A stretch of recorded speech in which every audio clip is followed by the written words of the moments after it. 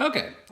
So before in the last video, we introduced this idea that depolicing it leads to officers being less proactive, and because of that, this could lead to possibly more crime and possibly police injury. So let's think a little bit about how that could process works right a little bit more.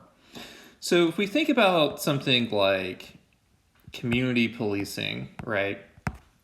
This is something, an example for proactive, right? Because we want to, build a relationship with the community, right? We want to see them, we want to talk to them, we want to find out, what's the latest, what issues matter to them, kind of build the sense of trust.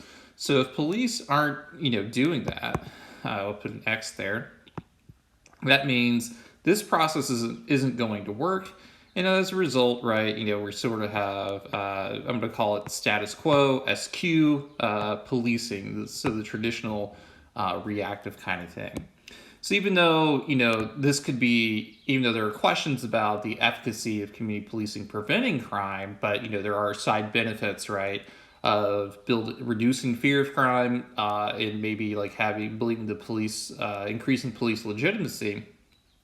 As a result, then, you could possibly lose out on legitimacy gains and have an increase in fear of crime, right?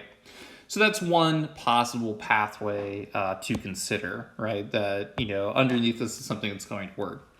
If we consider something like problem-oriented policing, so if we come here, this is again about like analyzing problems, right? Building relationships, figuring out like what are exactly core problems, using the public as intelligence kind of thing, allying with different agencies in order to correct a problem, right? If police are demoralized or they have poor contacts within a community or something like that, then this means they're going to be less likely to do so, right? Because they don't want to engage with people. They're afraid of making a mistake or, or getting some sort of, having a dangerous encounter, possibly because someone attacks them or something like that, or that fear is at least present, right?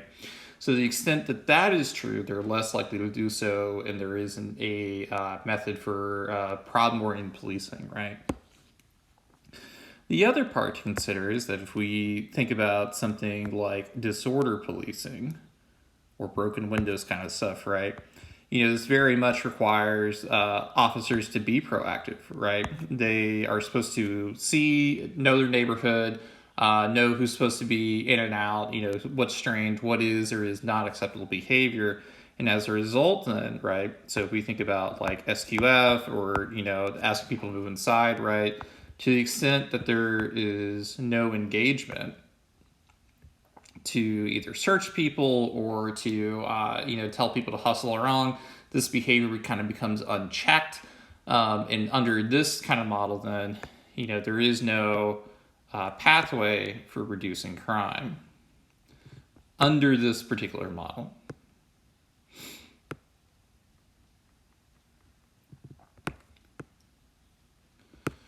So, maybe the one that's kind of like neutral that is, sort of seen, I would say there isn't as clear of a pathway, right? Is that if you consider, hotspots policing, for this, right, this is kind of reactive, sort of reactive. I mean, it is proactive because police are gaining knowledge about where crime is most likely to occur and officers are deployed, but traditional applications don't necessarily require officers to intervene.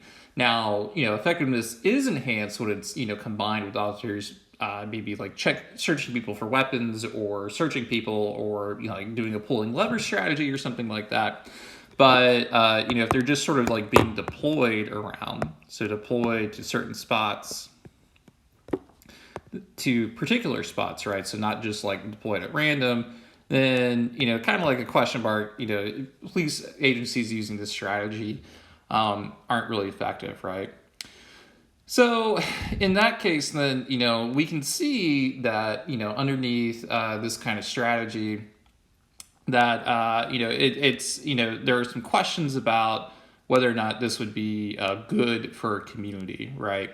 to see like if we start implementing police reform and there is this internalized shame factor, it leads to officers being less proactive.